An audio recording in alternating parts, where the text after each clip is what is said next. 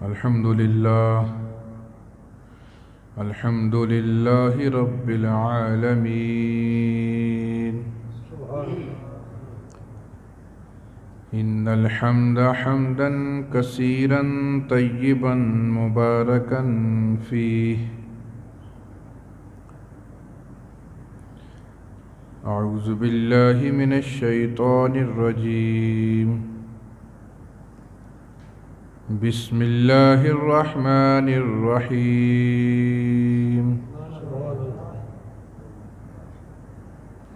إنا أنزلناه في ليلة القدر صدق الله العظيم۔ ساری تعریفیں اللہ رب العزت کے لیے جو رب العالمین ہے۔ لاکھوں کروڑوں درود و سلام میرے اور آپ کے آقا احمد مصطفیٰ احمد مجتبیٰ سرکار مدینہ صلی اللہ علیہ وآلہ وسلم کی ذات اقدس کے لیے کہ جن کی وجہ سے اللہ رب العزت نے اس کائنات کے باغ کو سجایا۔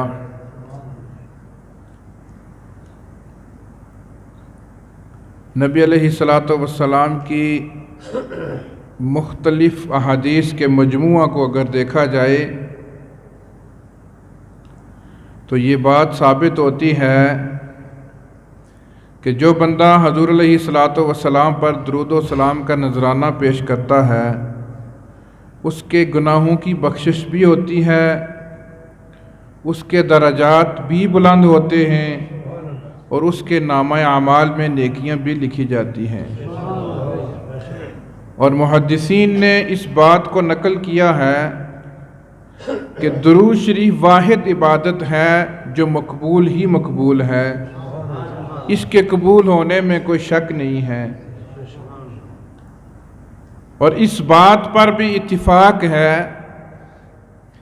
کہ جو درود و سلام کا نذرانہ میں اور آپ حضور کی ذات اقدس پر پیش کرتے ہیں، ہدیۃً تحفۃً پیش کرتے ہیں، وہ آپ علیہ الصلاۃ والسلام پر پیش کیا جاتا ہے۔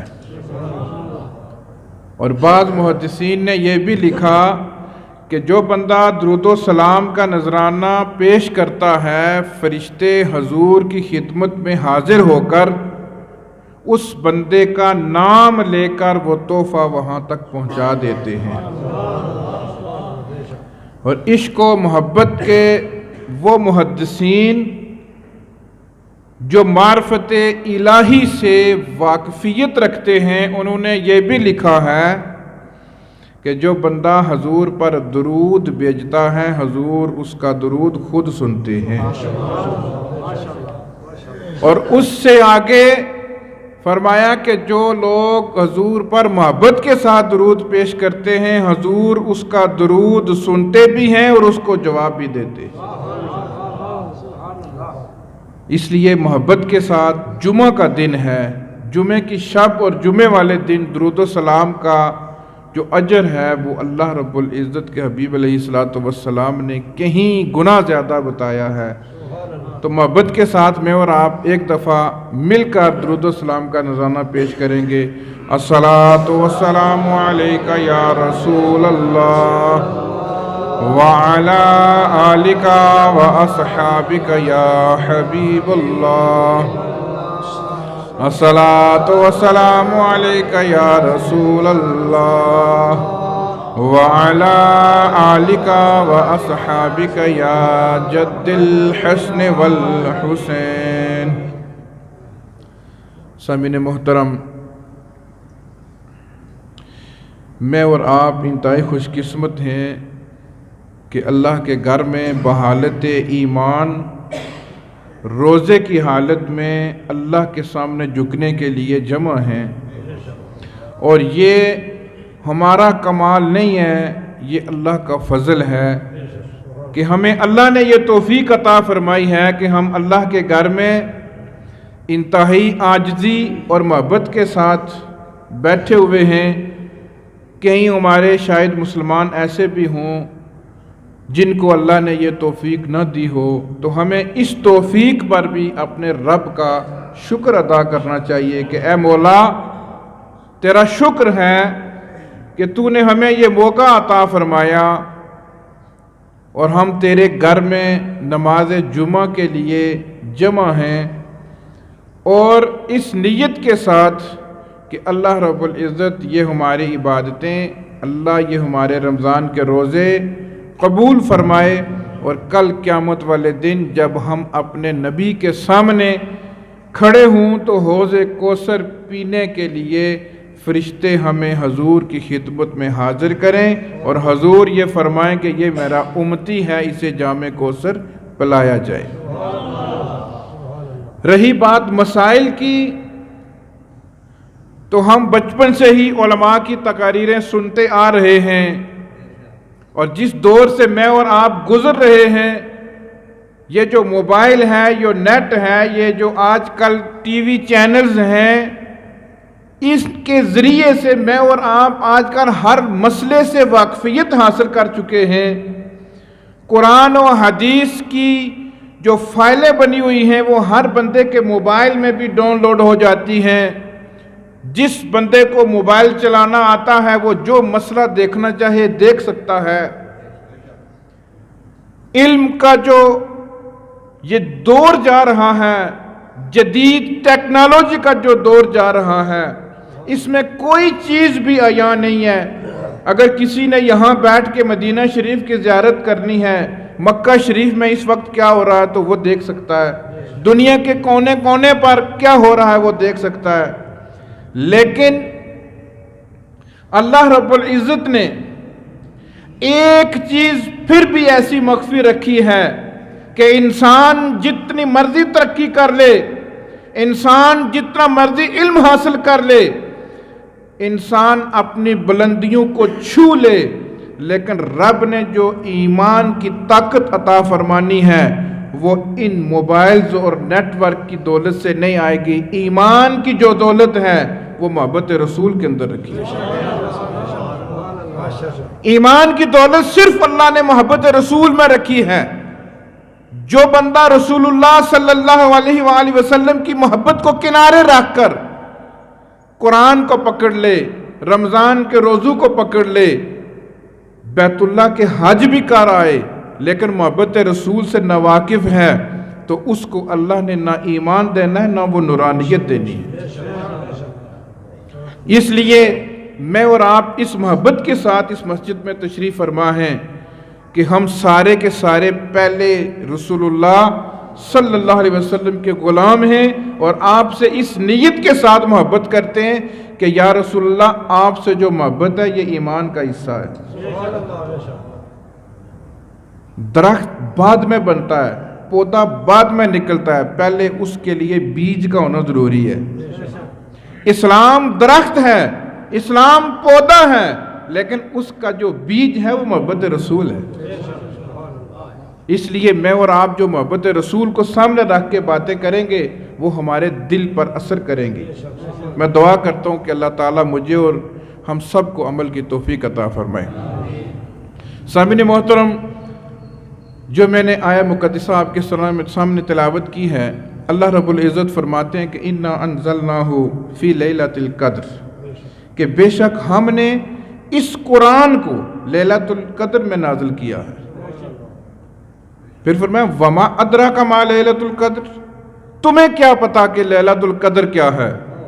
لیلۃ القدر، جو لیلۃ القدر ہے 1000 مہینے سے بھی بہتر ہے، خیر من الف شہر، 1000 مہینے سے بہتر ہے۔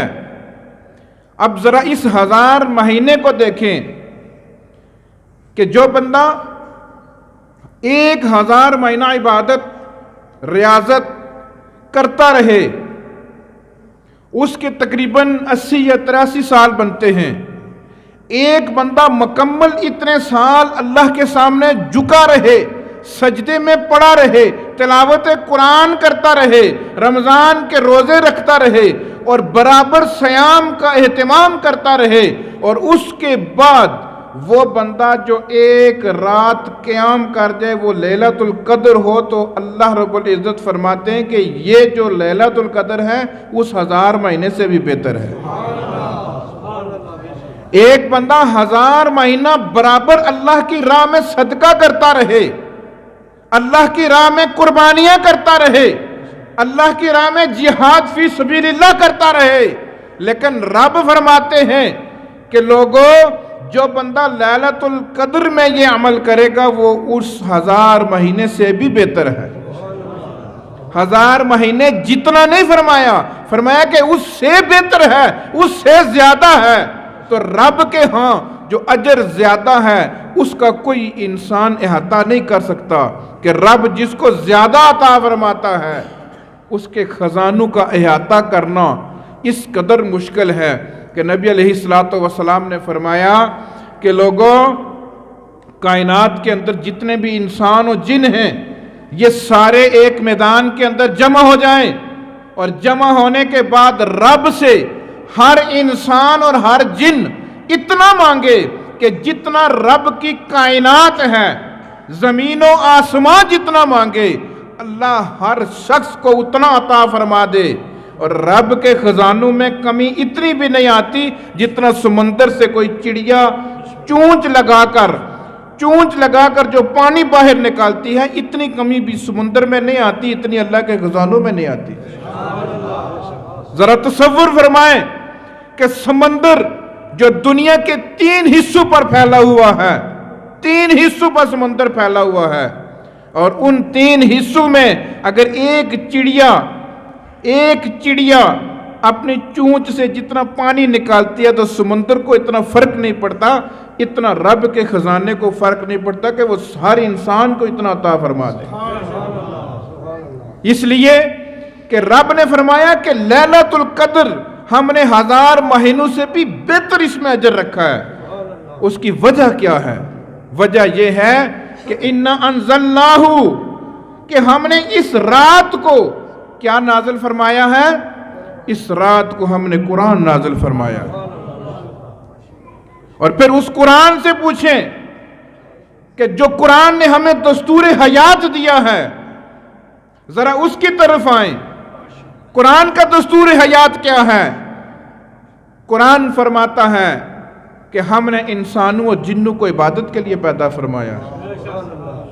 یہ جو انسان اور جن ہیں ہم نے ان کو عبادت کے لیے پیدا فرمایا ہے۔ یا الہی، کیا تیرے پاس فرشتے عبادت کے لیے کم تھے کہ تو نے انسانوں کو عبادت کے لیے تخلیق فرما دیا؟ تو اللہ رب العزت نے فرمایا کہ میں نے انسان کو اس لیے عبادت کے لیے پیدا فرمایا کہ انسانوں میں سے میں نے اپنا حبیب پیدا فرمانا ہے، اور اس حبیب سے میں نے محبت کرنی ہے، اور تمام انسانوں اور جنوں کو میں نے حکم دینا ہے کہ سارے اس اپنے محبوب سے محبت فرماؤ۔ آپ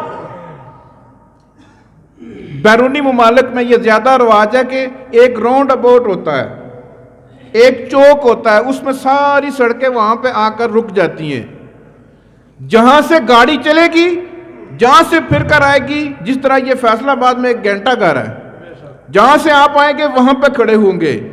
ہمارا اسلام، آپ جہاں سے بھی گھوم کر آئیں گے آپ کو آخر مصطفیٰ کے قدموں میں جھکنا ہی پڑے گا۔ آخر میں بات رسول اللہ کے قدموں پر آ کر ختم ہو جائے گی۔ روزہ رکھیں گے تو حضور کے بتائے ہوئے طریقے پر رکھیں گے، افطار کریں گے حضور کے بتائے ہوئے طریقے پر کریں گے، مسجد میں داخل ہوں گے تو دایاں پاؤں رکھیں گے، مسجد سے باہر نکلیں گے تو بایاں پاؤں رکھیں گے، اس لیے کہ میرے حضور نے دایاں پاؤں رکھا تھا۔ یہ میرے حضور کے وسیلہ سے اللہ نے ہمیں یہ ساری چیزیں عطا فرمائی ہیں۔ اگر میں یہ بات کہہ دوں کہ یہ سارا کمال مصطفیٰ ہے تو اس میں کوئی حرج بھی نہیں ہے۔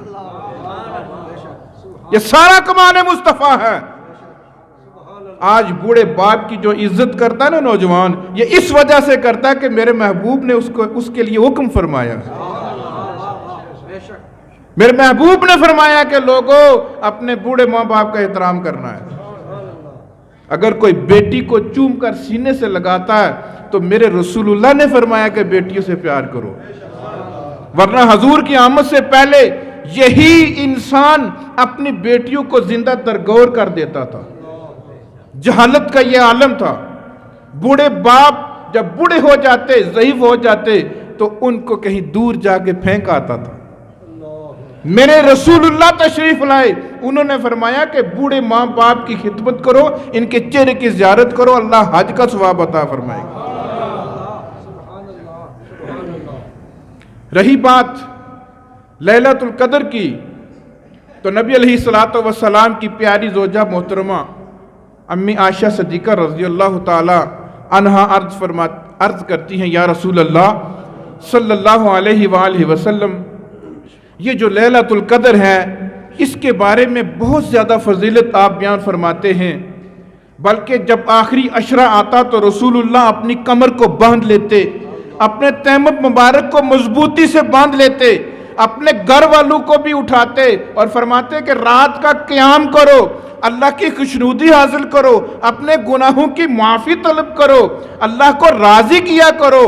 تو اماں عائشہ کہتی ہیں، یا رسول اللہ اگر میں اس رات کو پالوں، اگر مجھے معلوم ہو جائے کہ آج لیلۃ القدر ہے، اگر میں دیکھ لوں لیلۃ القدر کی ساری نشانیاں، اگر مجھے پتہ چل جائے کہ یہ لیلۃ القدر ہے، تو یا رسول اللہ میں اللہ سے کیا مانگوں، میں اللہ سے کیا طلب کروں؟ رسول اللہ صلی اللہ علیہ وسلم نے فرمایا کہ عائشہ اگر تمہیں پتہ چل جائے کہ یہ لیلۃ القدر ہے تو اللہ سے عرض کرنا، اللہم انک عفو تحب العفو فاعف عنی فاعف عنا، کہ اے اللہ تو معاف کرنے والا ہے، تو معافی کو پسند فرماتا ہے، معاف کرنا تیرا مشغلہ ہے، اے اللہ ہمیں بھی معاف فرما دے،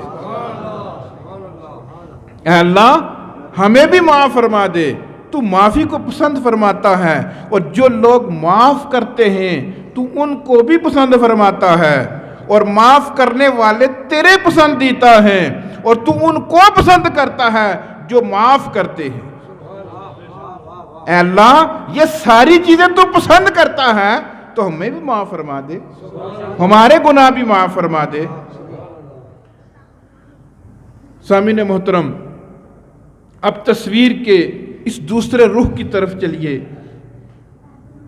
کہ اماں عائشہ صدیقہ رضی اللہ تعالی عنہا جب رسول اللہ صلی اللہ علیہ وسلم کی بارگاہ میں بیٹھی ہوئی ہیں تو حضور کی رحمت جوش لگاتی ہے۔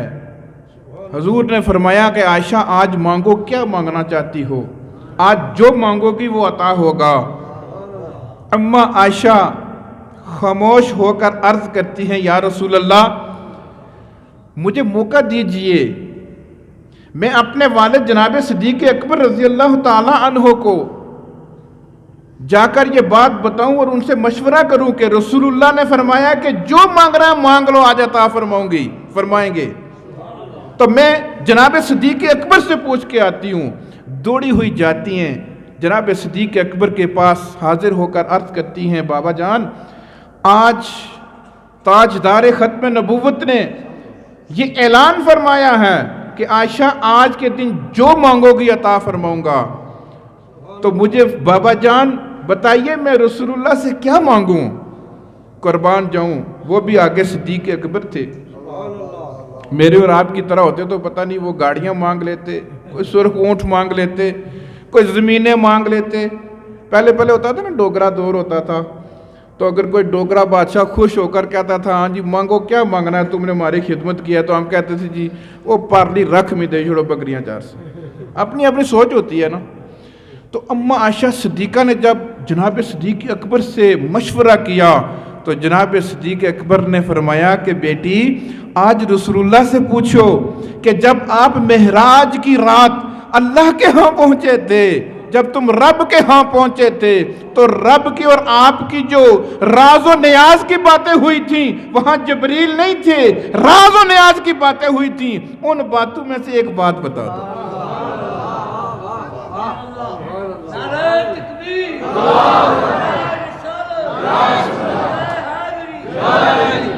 یا رسول اللہ جب آپ اللہ کے ہاں پہنچ گئے تھے، جبریل پیچھے رہ گئے تھے، تو آپ کی اور رب کی جو گفتگو راز و نیاز کی تھی اس میں سے ایک بات بتا دو۔ تو حضور مسکرائے، فرمایا کہ صدیق اکبر پر مجھے یہی یقین تھا، مجھے صدیق اکبر پر یہی یقین تھا۔ تو حضور نے فرمایا کہ عائشہ، کل جب قیامت کا دن ہوگا، زمین تانبے کی ہوگی، سورج سوا نیزے پر ہوگا، رب العالمین حساب کتاب لے رہا ہوگا، وقت کی قلت نہ ہوگی، وقت اتنا ہوگا کہ ایک دن 50,000 کا ہوگا۔ جب حساب کتاب شروع ہوگا تو میری امت کے وہ مسلمان بغیر حساب و کتاب کے رب جنت میں بھیج دے گا۔ کون سے مسلمان؟ جو دوسرے لوگوں کی صلح کروایا کرتے تھے، جو پڑوسیوں کی صلح کروایا کرتے تھے، جو بھائیوں کو آپس میں راضی کر دیا کرتے تھے۔ اماں عائشہ بڑی خوش ہوئی، باغی ہوئی گئی، بابا جان حضور نے یہ بات فرمائی ہے کہ جو بندہ، جو مسلمان اپنے بھائیوں میں صلح کروائے گا، دو ناراض بھائیوں میں صلح کروائے گا، جھگڑا ہوتے ہوئے روک دے گا، پڑوسیوں کی صلح کروائے گا، رشتہ داروں کو جوڑے گا، رب تعالیٰ قیامت والے دن اس کو بغیر حساب کے جنت عطا فرمائے گا۔ لیکن جب صدیق اکبر نے یہ بات سنی تو زارو قطار رونا شروع کر دیا، زارو قطار رونا شروع کر دیا۔ اماں عائشہ عرض کرتی ہیں، بابا جان اتنی بڑی خوشخبری اور آپ اس پر رو رہے ہیں؟ تو جناب صدیق اکبر نے فرمایا کہ عائشہ، تصویر کا دوسرا رخ بھی دیکھو، اگر صلح کروانے والا بغیر حساب کے جنت میں جائے گا تو جو لوگ دوسروں کو لڑائی جھگڑے میں ابارتے ہیں، جو دوسروں سے ناراض رہتے ہیں، جو دوسروں کو لڑائی جھگڑا کرواتے ہیں، ناراضگیاں پیدا کرتے ہیں، اللہ ان کو بغیر حساب کے کہیں جہنم میں نہ پھینک دے۔ عائشہ، جو لوگ صلح کرتے ہیں، صلح رحمی کرتے ہیں، اپنے رشتہ داروں کے ساتھ صلح رکھتے ہیں، ناراضگی پیدا نہیں کرتے، وہ تو بغیر حساب کے جنت میں جائیں گے، لیکن وہ جو لڑائی جھگڑے کرواتے ہیں، پھر یہ بھی تو دیکھ لو نا، ناراضگیاں پیدا کرنے والے سیدھے جہنم میں جائیں گے۔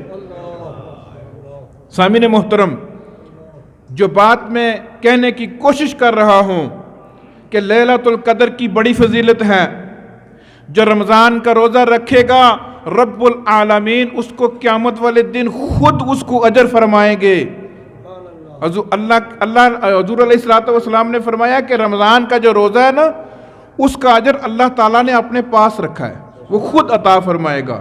روزے دار کی جو منہ کی بدبو ہے، وہ رب کو انتہائی آخری درجے کی جو خوشبو ہے وہ اس طرح پسند کی جاتی ہے۔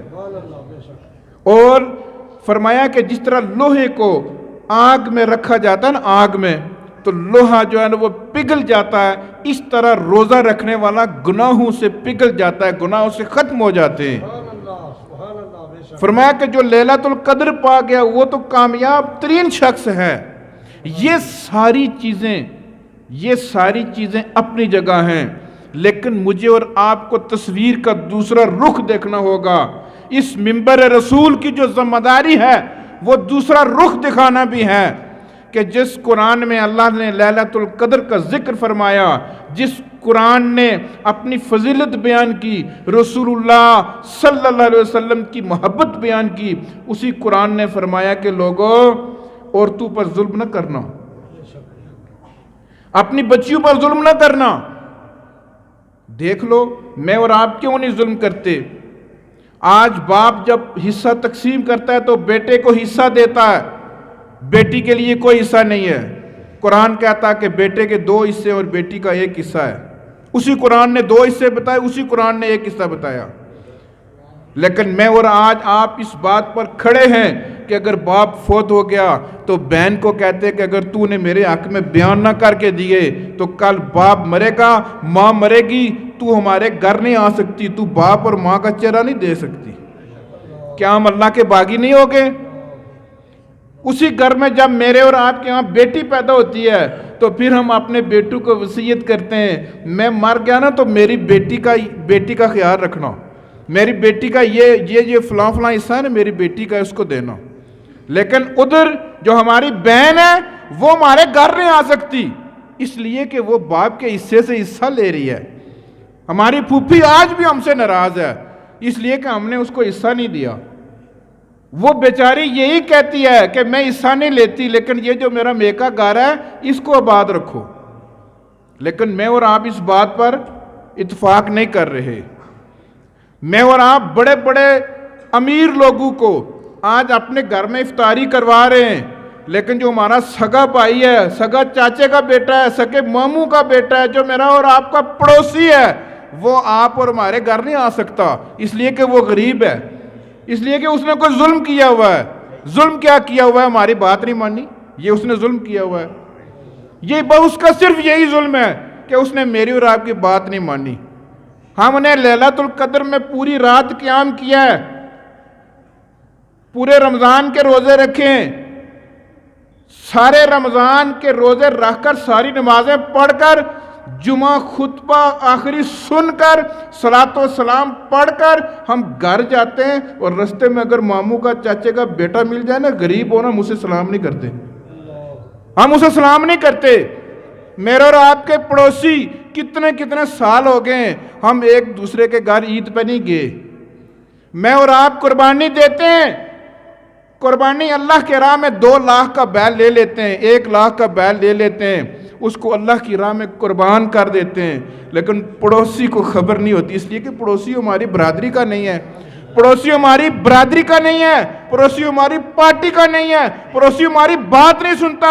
رشتہ دار میرے اور آپ سے اس لیے ناراض ہے کہ اس کے کہنے پر ہم نے ووٹ نہیں دیے، وہ ہمارے گھر پر نہیں آیا، اس نے ہماری مدد نہیں کی، اس نے ہمارے کام کاج نہیں کروائے، اس لیے میں اور آپ اس سے ناراض ہیں. نہ قربانی کا گوشت بھیج رہے ہیں، نہ اس کا خیال رکھ رہے ہیں، نہ اس کو دیکھ رہے ہیں، نہ اس کی طرف رسول اللہ صلی اللہ علیہ وسلم کی بتائی ہوئی تعلیمات کی خیال کرتے ہوئے اس کا خیال رکھ رہے ہیں. اور پھر بھی میں اور آپ کہتے ہیں ہم عاشق رسول ہیں، ہم پکے عاشق رسول ہیں، ہم مدینہ جائیں گے، ہم مکہ جائیں گے، وہیں رہ جائیں گے، حضور کی زیارت کریں گے، حضور حوض کوثر پر ہم کو آب زمزم وہ پلائیں گے، آب کوثر پلائیں گے. یہ ساری امیدیں ایک طرف ہیں اور میرے اور آپ کے کرتوت سارے ایک طرف ہیں.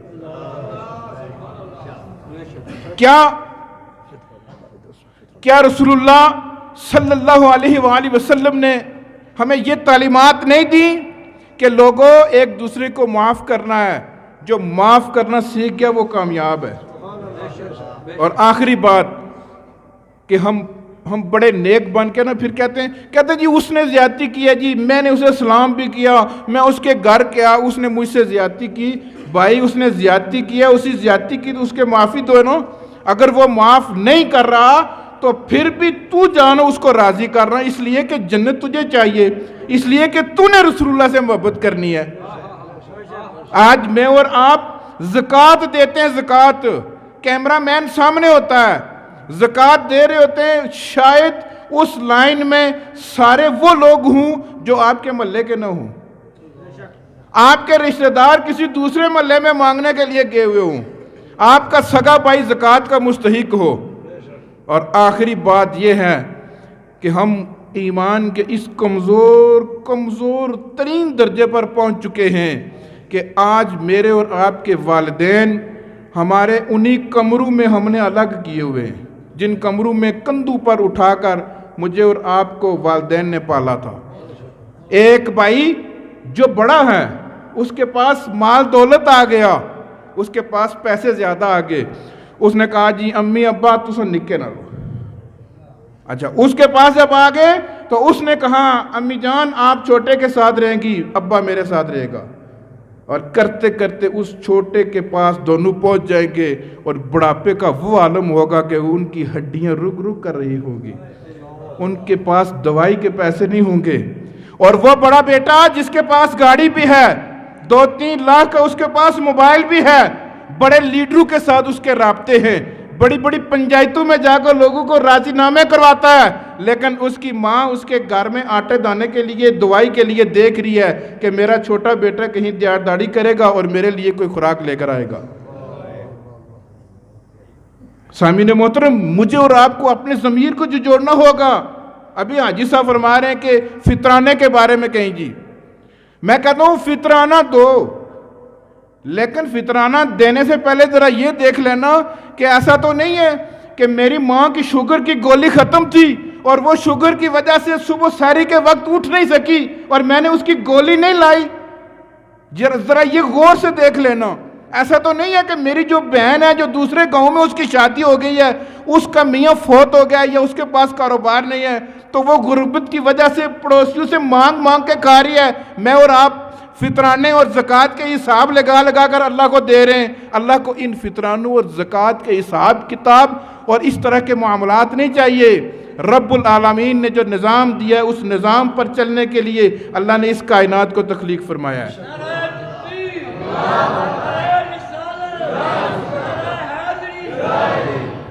فطرانے کو ضرور ادا کریں۔ میرے خیال میں اس دفعہ کم از کم جو فطرانہ ہے وہ 320 روپے فطرانہ رکھا گیا ہے۔ ہر بندہ فطرانے کی ادائیگی کو لازم پکڑے، بچہ، بوڑھا، جوان، بیمار، سارے اللہ کی راہ میں فطرانے کی ادائیگی کریں۔ لیکن فطرانہ ہے کیا؟ میں نے آپ کا وقت لے لیا، 2 منٹ اور لوں گا۔